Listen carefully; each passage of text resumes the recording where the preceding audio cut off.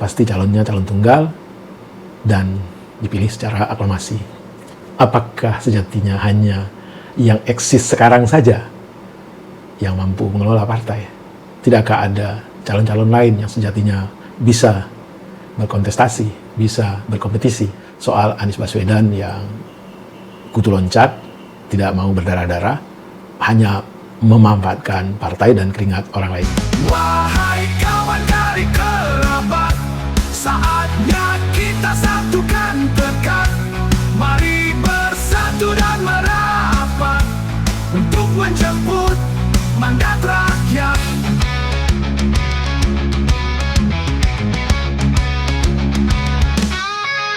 Ayo kita all out sahabat, waktu sudah amat dekat.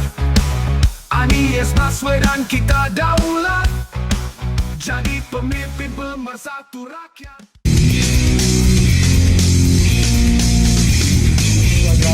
Ketemu lagi kita di channel yang perlu imajinasi rumah gratis tidak bayar. Assalamualaikum warahmatullahi wabarakatuh.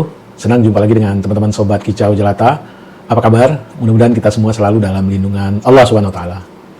Teman-teman, hari ini Bang Kicau ingin berkicau, berceloteh soal pidato Anies Baswedan yang beliau beri judul catatan pasca Pilpres dan pasca penetapan calon Pilkada. Dan sebelumnya Bang Kicau ingin mengajak teman-teman untuk mendengarkan penggalan pidato Anies berikut ini. Ini nih, mari kita dengarkan. Salah satu tujuan besar yang akan diperjuangkan ke depan adalah meningkatkan kesadaran politik dan demokrasi Indonesia. Membantu mendorong supaya inisiatif-inisiatif, gerakan-gerakan sosial masyarakatan itu bisa tumbuh berkembang khususnya di kalangan anak-anak muda. Seperti yang selama ini sudah dikerjakan, seperti misalnya humanis, ubah bareng, turun tangan, dan lain-lain. Nah, ada hal lain yang saya ingin share di sini. Kalau dalam interaksi, termasuk juga di sosial media, banyak sekali yang memberikan usul, saran, lebih baik Anies berkarir di luar negeri aja. Ada yang usul saya ke lembaga-lembaga internasional, ada yang berusul saya untuk mengajar di kampus-kampus di luar negeri. Saya jawab tidak, insya Allah tidak. Saya mencintai Indonesia secara tanpa syarat. Di sini saya dilahirkan, di sini saya dibesarkan, dan di sini saya akan berjuang. Kecintaan pada Indonesia membuat saya tidak akan bisa meninggalkan tanah ini. Saya akan tetap berada di Indonesia. Saya akan tetap berkarya di Indonesia. Saya akan tetap berjuang di Indonesia bersama dengan saudara-saudara sebangsa untuk membuat Indonesia lebih adil, lebih sejahtera bagi semuanya. Saya tidak akan meninggalkan Indonesia dan bekerja di tempat lain hanya karena situasi yang saya hadapi. Insya Allah ini akan terus menjadi pegangan saya ke depan. Tentu saya akan berkiprah di banyak tempat, tapi basis tetap di sini dan bekerja bersama dengan saudara-saudara sebangsa. Kemudian ada yang usul supaya saya masuk partai atau bikin partai politik. Nah gini, kalau masuk partai, pertanyaannya, partai mana yang sekarang tidak tersandra oleh kekuasaan? Nah, jangankan dimasuki, mencalonkan saja terancam. Agak berisiko juga bagi yang mengusulkan. Jadi ini adalah sebuah kenyataan nih. Jadi kita lihat aja ke depannya. Apakah lalu akan buat partai politik baru? Gini, bila untuk mengumpulkan semua semangat perubahan yang sekarang makin hari makin terasa besar, dan itu menjadi sebuah kekuatan, diperlukan menjadi gerakan, maka membangun ormas atau membangun partai baru, mungkin itu jalan yang akan kami tempuh. Kita lihat sama-sama ke depan. Semoga tidak terlalu lama lagi kita bisa mewujudkan langkah-langkah konkret untuk bisa mewadahi gerakan yang sekarang ini makin hari makin membesar. Menginginkan Indonesia yang lebih setara, demokrasi yang lebih sehat, politik yang lebih mengedepankan policy gagasan. Ini respon saya atas situasi yang sedang terjadi saat ini. Saya ingin sampaikan pada semua di akhir ini kutipan yang pernah saya sampaikan pekan lalu. Kutipan dari René de Klerk yang dimasukkan oleh Bung Hatta ke dalam pledoinya di tahun 1928 di Den Haag. 96 tahun yang lalu Bung Hatta menggunakan kalimat ini. Saya ingin ulang kalimat itu. Bunyinya begini. Hanya ada satu negeri yang menjadi negeriku. Ia tumbuh dengan perbuatan, dan perbuatan itu adalah perbuatanku. Insya Allah segala perbuatan yang saya lakukan ke depan masih terus tetap dan akan selalu ditujukan untuk negeri yang saya cintai ini, Indonesia. Dan saya harap makin banyak di antara kita semua yang mau bergerak bersama kita, bersama kami, untuk Indonesia, untuk keadilan, untuk kesetaraan, untuk kebersamaan, untuk persatuan yang ada di negeri kita. Ya, teman-teman, itu adalah penggalan pidato Anies yang mengundang banyak komentar, banyak percakapan, banyak menyedot perhatian publik di platform media, baik YouTube, di X, di Facebook, di Instagram.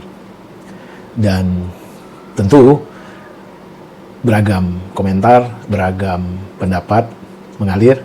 Tapi satu hal yang Bang Kicau amati di X, pidato Anies Baswedan tersebut telah mendatangkan rezeki kepada orang yang selama ini kita sebut dengan para buzzer rupiah khususnya, karena di beberapa akun yang selama ini kita tahu bahwa mereka ini selalu tidak punya sejatinya esensi dari pendapat mereka selalu terombang-ambing oleh berbagai macam informasi, isu, dan cenderung menunggangi isu tersebut ke arah yang diinginkan tentu saja oleh para pembayar mereka. Jadi pidato Anies Baswedan itu telah mendatangkan rezeki kepada para buzzer, dan mereka membangun narasi kembali ke cerita lama soal rasis, imigran Yaman, soal bagaimana perseteruan dengan Ahok yang mereka reka sendiri seolah-olah Anies mengusung politik identitas dan segala macam narasi-narasi buruk lainnya. Tapi Bang Kicau tak hendak bercerita soal apa yang dinarasikan oleh para buzzer. Tentu kita semua sudah tahu. Intinya yang Bang Kicau ingin terangkan di sini adalah dalam posisi kondisi bagaimanapun, Anies mampu memberi rezeki kepada orang-orang yang selama ini bertahan hidup dengan cara mengkreasi kata-kata, narasi sesuai dengan keinginan orang yang membayarnya. Teman-teman, apa sejatinya yang menjadi esensi inti dari pidato Anies? Menurut Bang Kicau, yang menjadi inti esensi yang Bang Kicau tangkap adalah setelah berpengalaman sekian lama bergerak di politik, Anies mendengarkan saran, mendengarkan permintaan dari para pengikutnya, dari para orang-orang yang seide, segagasan dengannya untuk membuat satu organisasi, bisa ormas, bisa partai politik, yang tujuannya adalah memperjuangkan, tentu yang diusung adalah perubahan, yang memperjuangkan perubahan, menciptakan atau menuju Indonesia yang lebih baik. Dan bagi Bang Kicau sendiri ini adalah satu harapan di tengah-tengah putus asanya kita, hilang harapannya kita kepada partai politik, yang sejatinya kita tahu partai politik adalah institusi yang berdasarkan undang-undang, filter untuk menyeleksi calon pemimpin secara demokratis. Tentu utamanya dipertontonkan dulu di institusi mereka sebagai parpol, baru nanti menuju ke seleksi kepemimpinan nasional. Tapi yang kita lihat saat ini, betapa buteknya demokrasi yang dipertontonkan oleh banyak partai politik, yang kita lihat dalam seleksi kepemimpinan internal mereka, menyeleksi pimpinan parpol saja, itu tidak ada kompetisi di dalamnya dan cenderung melanggengkan pemimpin yang sudah atau sedang berkuasa. Jadi apa yang bisa kita harapkan dari institusi yang seperti itu? Coba teman-teman sebut kepada Bang Kicau, di mana parpol yang ada sirkulasi kepemimpinan di parpolnya itu berjalan dengan baik. Pasti calonnya calon tunggal dan dipilih secara aklamasi. Apakah sejatinya hanya yang eksis sekarang saja yang mampu mengelola partai? Tidakkah ada calon-calon lain yang sejatinya bisa berkontestasi, bisa berkompetisi? Bukankah partai politik adalah sebuah institusi yang menjadi sarana untuk kita berdemokrasi.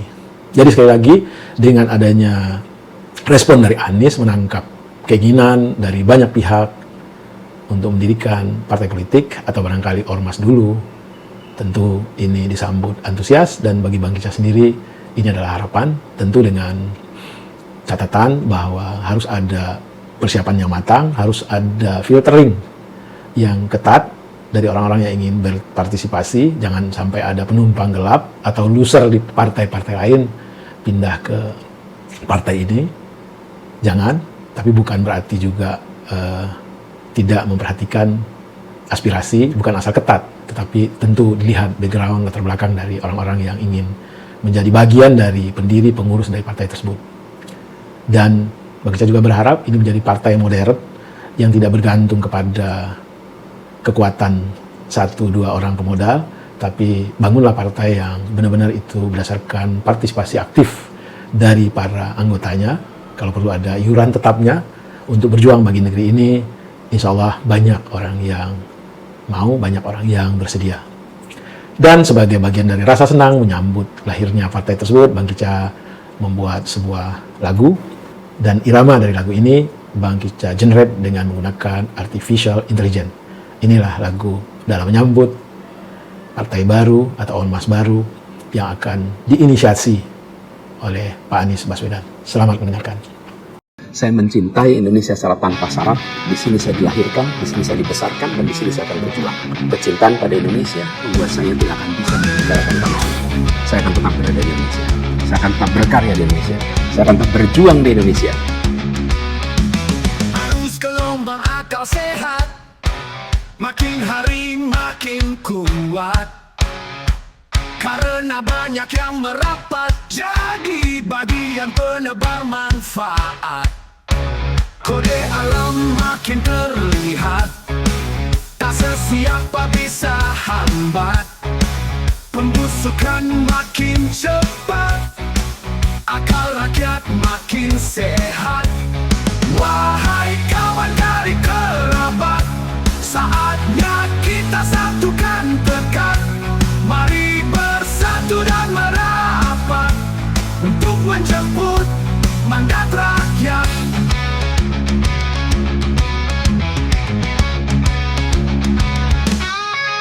Ayo kita all out sahabat, waktu sudah amat dekat.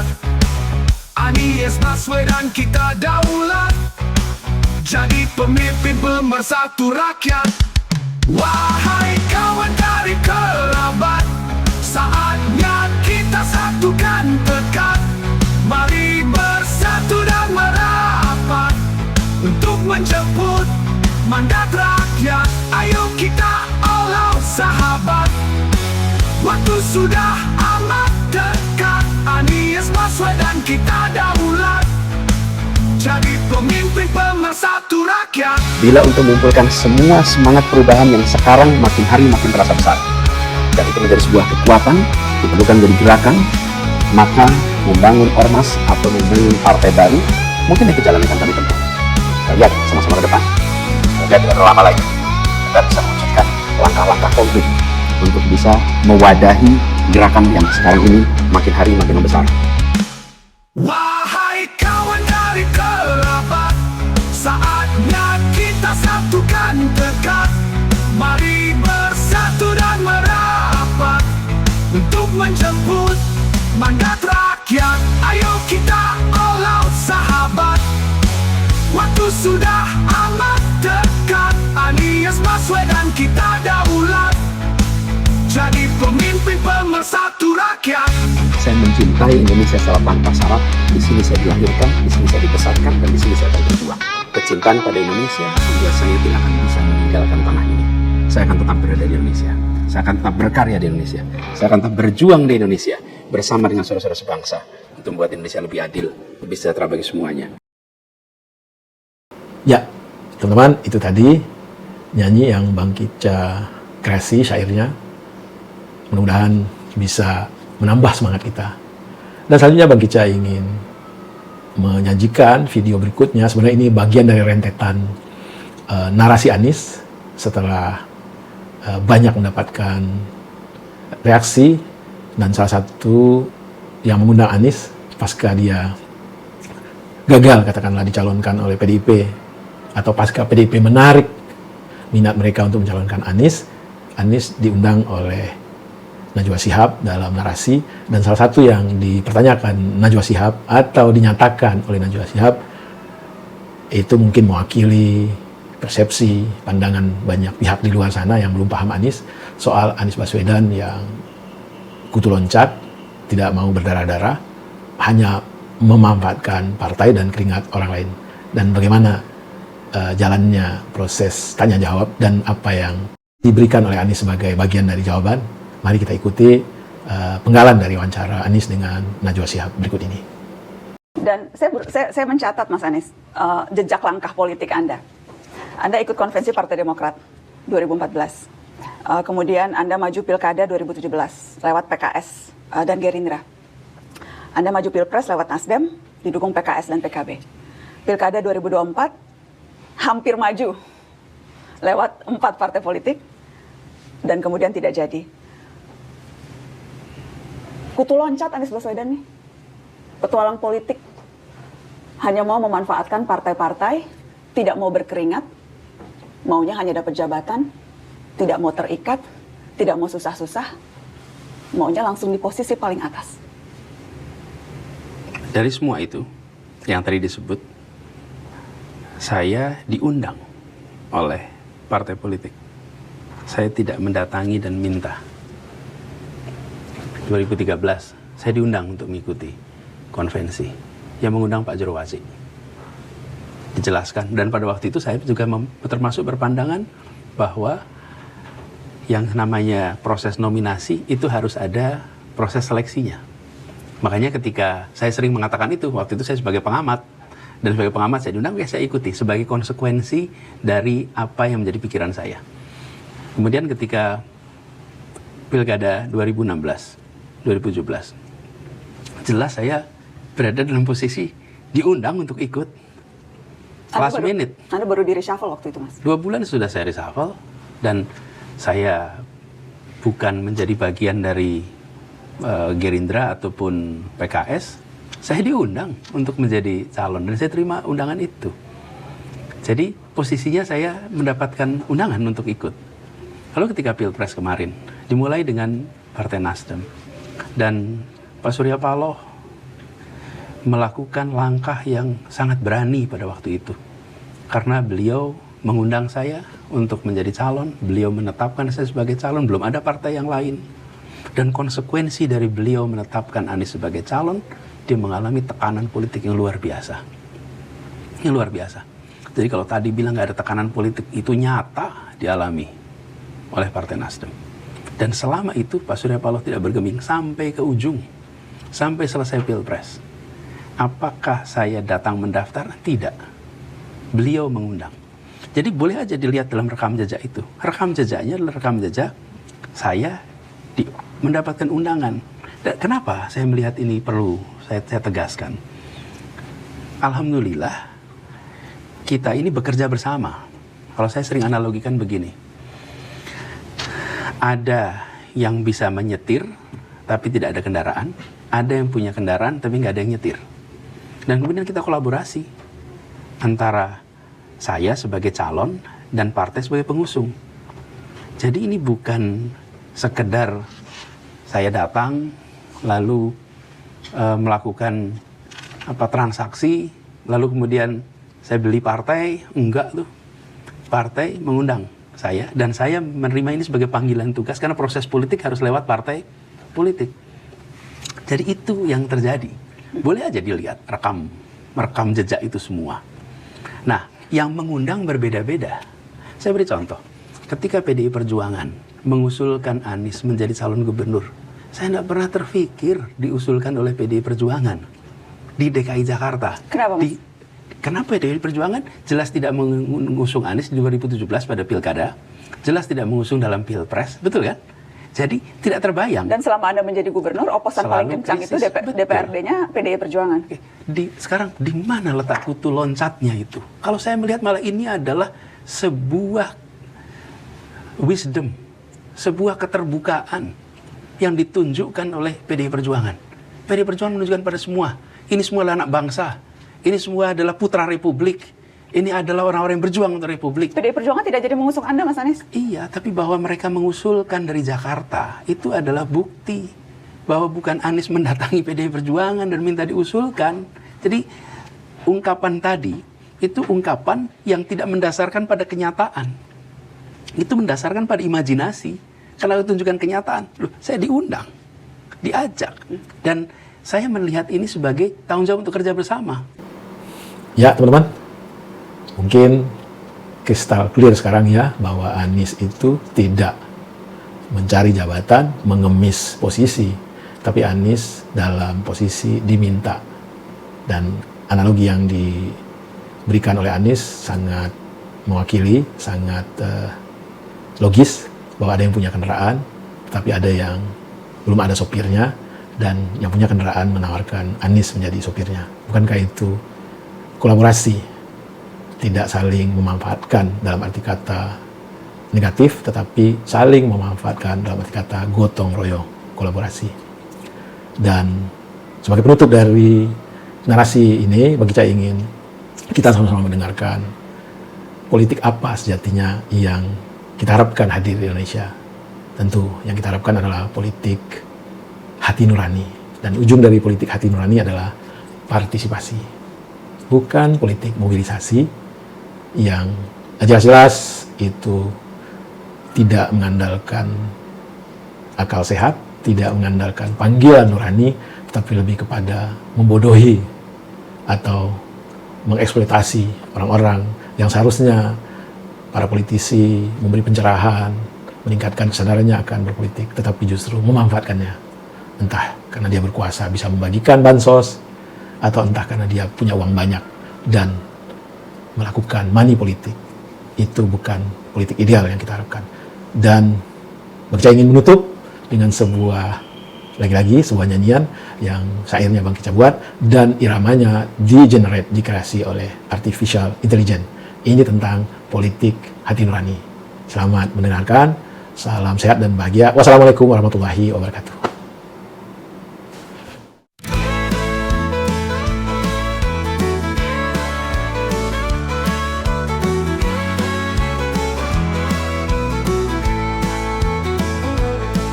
Politik hati nurani, bukan politik mobilisasi, tapi politik partisipasi yang lahir dari niat suci. Politik partisipasi, politik cinta negeri, lahir atas kesadaran diri untuk menjaga Ibu Pertiwi. Politik mobilisasi, politik para oligarki, tipu sana tipu sini untuk menjaga dominasi. Politik partisipasi, politik akal budi, satu kata dengan hati, berikan terbaik untuk negeri.